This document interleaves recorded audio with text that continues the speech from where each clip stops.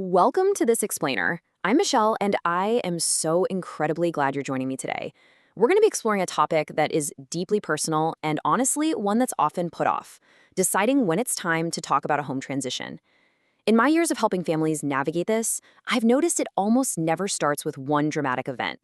Instead, it's more like a giant puzzle where little things quietly pile up until they're just impossible to ignore. So, whether you're wondering about a parent, your spouse, or your very own situation, we're going to gently walk through the signs that show up first. Okay, let's dive into this together. If you've been carrying a bit of worry or uncertainty about this question, I want you to just take a deep breath. We are just exploring right now. There's absolutely no pressure, no rush, and zero judgment here. We're simply going to look at what the everyday signs are telling us. Recognizing a shift in how a home feels or functions is actually a super empowering first step. Moving into our first area of focus, physical and safety shifts. This is really about when the daily routine just gets harder. We're talking about those gentle, sometimes really subtle hurdles that can pop up in a home someone has lived in comfortably for decades. Usually, the absolute first thing families notice is the stairs. Climbing up to a second-floor bedroom or hauling laundry to the basement used to be completely automatic. But now, it requires planning, or maybe it just gets skipped entirely. When stairs shift from a mindless routine to an actual obstacle, that's incredibly important to pay attention to. The same goes for everyday errands. If a quick 20-minute grocery run suddenly requires a whole hour of preparation or someone else's help, that shift in independence really matters.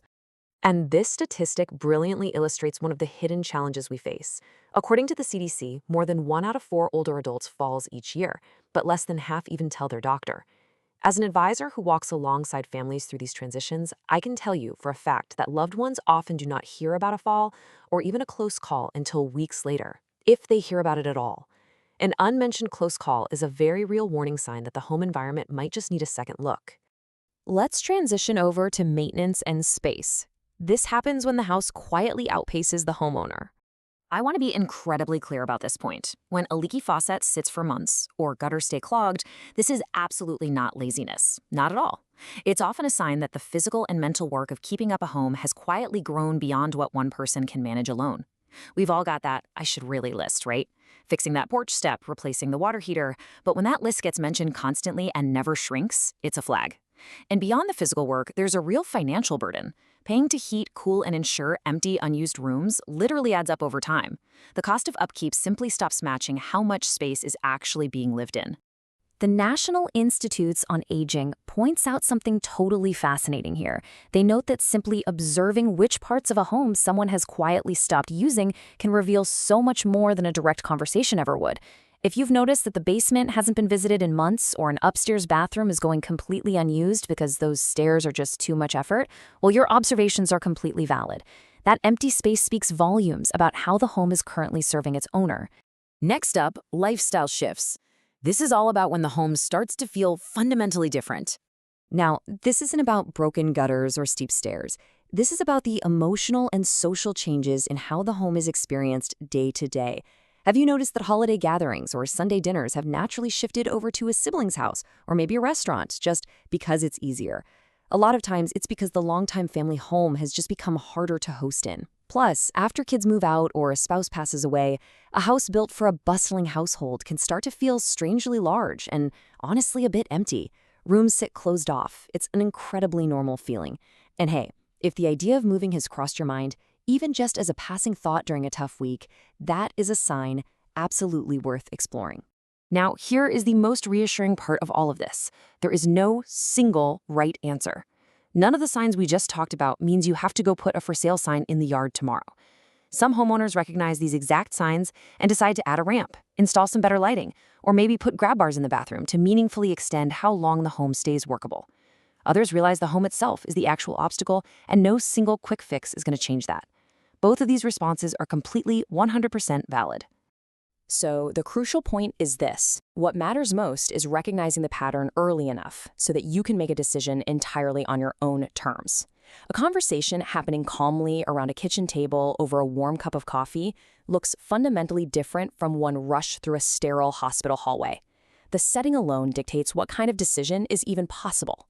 One offers the incredible luxury of time, careful planning, and family input. The other, it restricts your choices down to whatever happens to be available that exact same week. Waiting until an emergency forces the issue has a massive hidden cost. A planned move, made on your own timeline, almost always gives you way more choices. Home values, interest rates, and the availability of smaller homes are always shifting. If you start looking early, you have room to watch the market. For example, homes in the south suburbs move at different paces depending on the season. Starting early means you can wait for the absolute perfect fit rather than feeling pressured into the very first available option. Time allows for second thoughts and course corrections, which leads to far, far less regret in the long run. Finally, starting the conversation. Let's look at how to actually begin this process. I know that recognizing it might be time and actually knowing how to start the conversation are two completely different ballgames. Adult children often want to help but are terrified of sounding critical. I like to suggest a gentle, really unintimidating three-step approach. First, start with observation, not judgment. A broad statement like, "you need to move," rarely goes well. Instead, mention a specific sign. Try saying something like, "Hey, I've noticed the stairs seem a bit harder for you lately."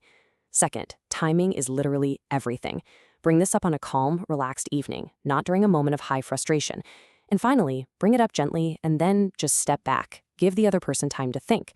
These conversations usually take more than one attempt, and you know what? That is perfectly okay. As a seniors real estate specialist, my greatest encouragement to you today is simply to start the conversation sooner rather than later. You don't have to decide a single thing today, but talking about it opens up options that a crisis will unfortunately take away. If you'd like a little more guidance, I'd love to invite you to explore my free resource library and the Homeowners 50+ page. You'll find practical, unintimidating guides on downsizing, aging in place, and senior living options that you can review on your own schedule with zero pressure. Thank you so much for joining me for this explainer. I want to leave you with this one thought. When you look ahead at your next chapter, wouldn't you rather be the one writing the story on your own timeline and on your own terms?